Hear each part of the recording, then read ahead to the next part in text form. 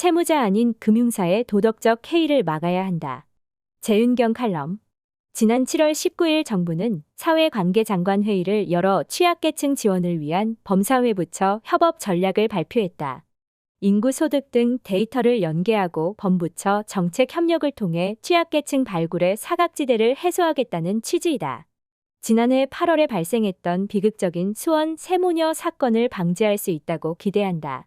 수원 세모녀 사망 사건은 과거 송파 세모녀 사건과 마찬가지로 복지의 사각지대에서 극심한 생계난을 견디지 못해 벌어진 비극이다. 이 사건들을 계기로 우리나라 복지제도의 사각지대에 대한 문제 지적이 이어졌다. 그러나 두 사건 모두 복지 혜택이 비껴갈 수밖에 없도록 만든 것은 빚의 지독함이다. 수원의 한 다세대 주택에서 생을 마감한 세모녀의 주민등록상 실주소는 화성시였다. 빚독촉을 피하느라 전입신고를 할 수 없었던 사정이 복지 혜택의 사각지대로 내몰았다. 매일 걸려오는 빚독촉 전화, 빚독촉 방문, 월급 압류와 살림살이 압류, 우편함을 가득 채운 압류 통지서들. 이러한 추심의 공포를 피해 복지의 사각지대로 숨어버리게 된다. 흔히 영화에서 볼 수 있는 불법 추심만이 문제가 아니다.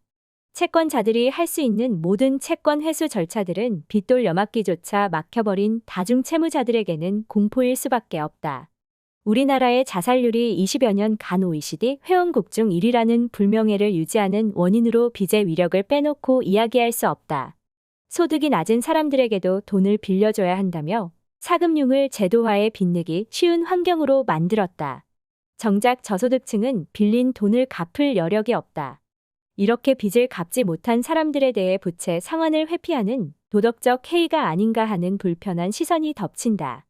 이 가운데 채무 상환이 어려운 사람들을 위한 채무 조정 프로그램이나 제도 개선에 대해 부정적인 여론이 형성된다. 채무자들의 고통을 취재하는 것보다 채무 조정 프로그램이 불편한 금융사의 입장을 전달하는 데 더 열심인 언론들이 부정 여론을 크게 키운다. 지난해 정부가 소상공인 취약 차주들을 위해 새출발기금 대책을 내놓았다. 새출발기금에 대한 언론 보도 방향은 금융사의 거센 반발을 대변한다. 쏟아지는 기사들의 제목만 봐도 금융권의 반발을 짐작할 수 있다. 빚 최대 90% 탕감, 새출발기금 도덕적 해이 논란, 이자 잘 갚으면 바보되나, 은행권 금융시장 왜곡, 이금융권, 새출발기금 대상 제한해야 일부러 연체 늘릴 수도 등의 기사 제목들로 도배된다. 제목만 봐도 화가 난다. 게다가 기사 내용은 천편일률적으로 고의로 빚을 연체해 채무조정을 신청할 우려를 제기한다. 금융권은 앉아서 도둑질 당하는 것처럼 피해자로 묘사하고 채무자들은 정부의 선의에 기대 도둑질하고 도망가는 사람처럼 부도덕하게 묘사된다. 취약계층 채무자들을 구제하겠다고 하는데 금융사들의 속내를 반영한 언론 기사들에 달린 댓글들조차 부정적이다. 도덕적 해이라는 비난과 함께 정부가 세금을 들여 도덕적 해이를 부추기고 있다고 분노한다. 기다렸다는 듯이 금융정책 당국은 한 발 물러서는 수정정책안을 발표한다. 원금 감면 심사를 강화하거나 채권을 매입할 때 금융권과 충분히 조율하겠다고 한다. 여기서 금융사들의 부도덕한 맨얼굴이 숨겨진다. 부실 채권은 이미 금융사들이 헐값에 매도 처리하고 있다. 헐값에 매도하기 전 금융사는 채권자로서 채권 회수를 위해 최선을 다한다. 빚독촉 전화, 월급 압류, 자산 압류, 살림살이 압류, 자산 경매 처분 등 채권자의 모든 법적 권리를 행사한다. 그럼에도 불구하고 회수하지 못했다는 것은 무슨 의미일까? 아주 소수의 사람들을 제외하고 대다수의 저소득층은 그 모든 채권 회수를 위한 법적 조치에도 상환이 불가능했던 사람들이다. 갚을 능력이 됨에도 고의로 상환을 회피하는 일은 소액의 대출로 급전을 해결할 수밖에 없었던 사람들에게 애초에 가능한 일이 아니다.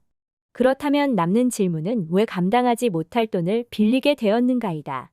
이 또한 대부업법까지 만들어 저소득층들이 돈을 빌리기 쉬운 환경을 만든 것이 문제의 시작이다. 대다수의 사람들은 대출의 문턱을 높여야 한다는 것에 동의하지 않는다. 저신용 저소득층에게 금융사들이 더 적극적으로 대출을 해줘야 한다는 여론이 우세하다. 그러나 처음부터 상환 여력이 없었던 사람들이 돌려막기를 해서라도 갚으려 안간힘을 쓰고 난 뒤 연체가 시작되면 도덕적 해이라는 비난에 직면한다. 최선을 다해 추심했음에도 회수하지 못한 부실 채권을 금융회사들은 헐값에 매각한다. 여기서 금융회사들이 일부 손실을 보는 것은 당연하다. 정부의 채무조정 프로그램은 금융회사들이 매각하는 채권을 매입해 채무조정을 해주는 프로그램이다.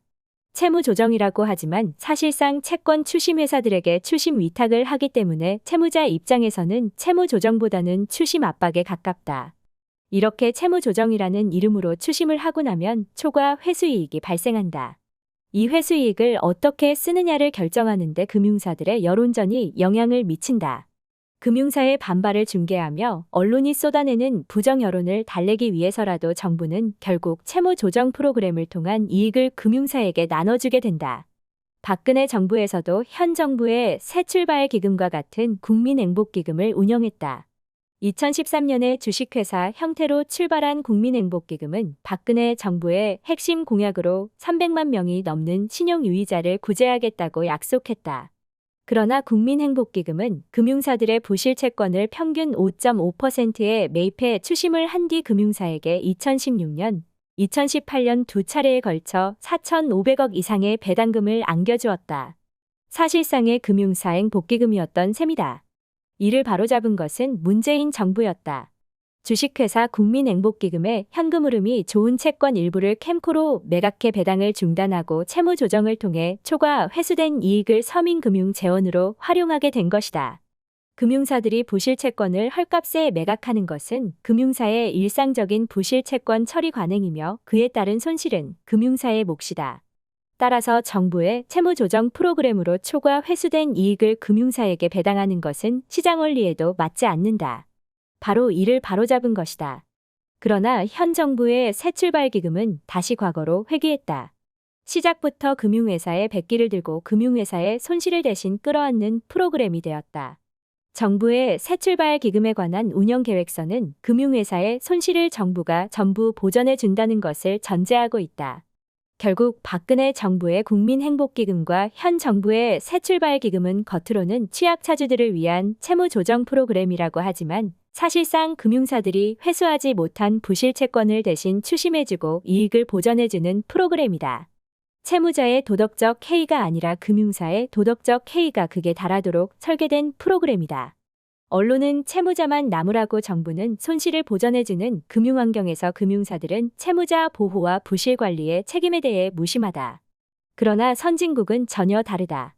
사적 채무조정을 법제도화함으로써 채무자를 보호함과 동시에 부실 채권이 발생할 경우 헐값에 매각하는 것을 엄격하게 규제한다. 가령 영국은 Consumer Credit Act를 통해 연체 발생 시 처리 절차, 분쟁 해결 절차 등을 법으로 규율하고 있고 호주에서는 National Consumer Credit Act에서 Credit Hardship Variation이라는 제도를 명시함으로써 사적 채무 조정이 법적으로 강제된다.